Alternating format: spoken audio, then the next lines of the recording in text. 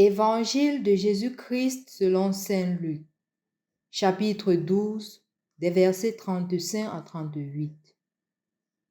En ce temps-là, Jésus disait à ses disciples, « Restez en tenue de service, votre ceinture autour des reins et vos lampes allumées. Soyez comme des gens qui attendent leur maître à son retour des noces pour lui ouvrir dès qu'il arrivera et frappera à la porte. Heureux ces serviteurs-là que le maître, à son arrivée, trouvera en train de veiller. Amen, je vous le dis. C'est lui qui, la ceinture autour des reins, les fera prendre place à la table et passera pour les servir. S'il revient vers minuit ou vers 3 heures du matin et qu'il les trouve ainsi, heureux sont-ils. » Au nom du Père et du Fils et du Saint-Esprit. Amen. Loué soit Jésus-Christ. Dans l'évangile de ce jour, nous voyons Jésus qui invite les disciples à avoir la lampe allumée et la ceinture au rein. La ceinture au rein, prêt au service, prêt à l'action. La lampe allumée pour pouvoir voir. On se rappelle clairement le psaume qui dit justement que ta parole est la lampe sur mes pas. Comme pour dire que c'est la parole du Seigneur qui éclaire nos chemins. La lampe ici peut être aussi comprise comme la parole de Dieu qui nous éclaire et qui nous permet d'avancer. Elle peut aussi être comprise comme l'Eucharistie que nous recevons à chaque célébration, à chaque messe, pour pouvoir avoir des forces pour avancer. Et la ceinture, c'est l'action quotidienne qui nous permet d'avancer. C'est le pas que nous faisons, c'est l'effort que nous donnons pour pouvoir grandir dans le chemin de la sainteté, grandir dans l'imitation du Christ, grandir dans la recherche de devenir parfait comme lui, notre Père céleste, est parfait. L'évangile d'aujourd'hui, chers frères et sœurs dans le Christ, s'adresse particulièrement aux chrétiens qui ont déjà fait un cheminement. Et Jésus voudrait, dans cet évangile, inviter les chrétiens à ne pas s'endormir, à ne pas prendre les choses pour acquises, mais à continuer à faire la volonté de Dieu jour après jour, sans jamais se décourager. Parce que c'est un danger quand on atteint déjà un certain degré spirituel. On croit qu'on connaît trop, on croit qu'on maîtrise et on n'a plus besoin de faire trop d'efforts. Parfois, on voit des personnes ou on rencontre des personnes qui disent que je suis chrétien, j'ai eu les sacrements en 1960, donc tu ne peux rien me dire. Comme si quand on recevait les sacrements à une plus grande durée, on était déjà adulte dans la foi. Ou certains se mettent à dire que j'ai été président du conseil des affaires économiques, j'ai été président du conseil pastoral paroissial, j'ai été dans la garde suisse, j'ai été du groupe lecteur, j'ai été de service d'accueil, j'ai été légionnaire, j'ai été du renouveau charismatique, j'ai même été berger. Et justement, parfois, on prend ces responsabilités-là et on les prend pour acquis. Au point où quand on a eu ces responsabilités-là, on n'a plus besoin de faire trop d'efforts. Parfois même, quand on a les responsabilités, on croit que spirituellement, on a aussi avancé, oubliant que justement, la responsabilité doit m'amener, doit me pousser à être davantage avec la lampe allumée et la ceinture pour pouvoir avancer, pour pouvoir rechercher l'accomplissement de la volonté de Dieu et ne pas prendre les choses pour acquises.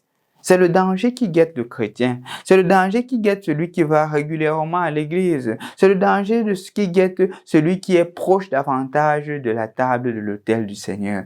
C'est le danger qui guette même certains prêtres, pensant que parce que je suis déjà prêtre, j'ai le paroxysme du savoir, je suis déjà spirituellement élevé. Et on se trompe.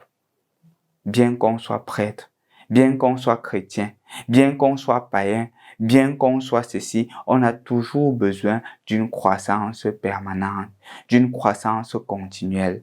Et quand Jésus invite dans l'évangile d'aujourd'hui le chrétien, celui qui le suit, à garder la lampe allumée et la ceinture, c'est pour dire que le cheminement chrétien est une quête permanente. Et donc, qu'on ne tombe plus dans le piège, parce que c'est ce que certains sont en train de faire malheureusement, dans le piège de tomber dans une routine spirituelle. Prendre la prière du Notre Père comme une routine. Je prie déjà ça. Je prie déjà cela. Le mois marial, spécialement en ce mois d'octobre missionnaire, prier le rosaire comme une routine et ne pas entrer dans l'approfondissement spirituel, dans l'essence même de cette prière que l'Église nous offre. Ce n'est pas une récitation, c'est une expérience intime avec Jésus et on ne doit pas tomber dans la routine. Gardez vos lampes allumées. C'est d'ailleurs providentiel qu'aujourd'hui nous célébrons Saint Antoine-Marie Claret, jeune de son état, ayant commencé à travailler dans le business familial. Il décide, lorsqu'il a la vingtaine, d'entrer au séminaire. Et il se rend compte de 3 choses.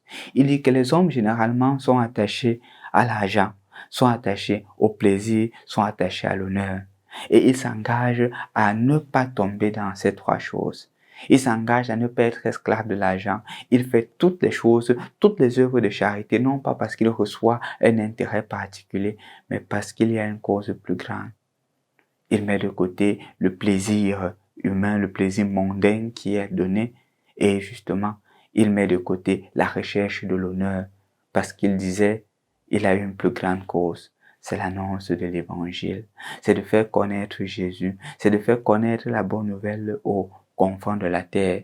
C'est ce qui lui a valu justement, à travers cela, des tentatives d'assassinat. Pendant sa vie, il a eu 15 tentatives d'assassinat, au point où les gens le menaçaient. Les gens ont essayé même de le tuer en payant des personnes. Mais ils n'ont pas pu. Ils n'ont pas pu. Une fois même, parce qu'il défendait aussi la cause des esclaves, il défendait la cause des personnes maltraitées. En face d'un général, il a brûlé 2 papiers. Il a dit, quelle est la différence entre la cendre de ce papier et la cendre de l'autre? Le général n'a pas pu répondre. Et il a dit au général, nous serons ainsi devant Dieu. Malgré ton pouvoir, tu deviendras cendre comme moi. Malgré ta tentative d'assassinat, ta tentative d'oppression, les meurtres que tu as accomplis, toi aussi, tu rejoindras ce chemin. Et donc, il invitait le général à garder sa lampe allumée, à ne pas éteindre cette lampe-là, parce que la finalité est certaine. Nous aurons un jugement en face de Dieu. Gardons nos lampes allumées. Agissons en serviteurs, accomplissant fidèlement la volonté de Dieu. Lui sera avec nous. Il ne nous abandonne pas. C'est vrai que ce n'est pas parfois facile. Parfois on a tendance à nous décourager en face des difficultés. Mais disons-nous que ce n'est pas de nos propres forces que nous faisons cela, que nous réalisons cela. C'est Dieu qui nous donne la force et lui-même nous soutiendra. Au nom du Père et du Fils et du Saint-Esprit. Amen.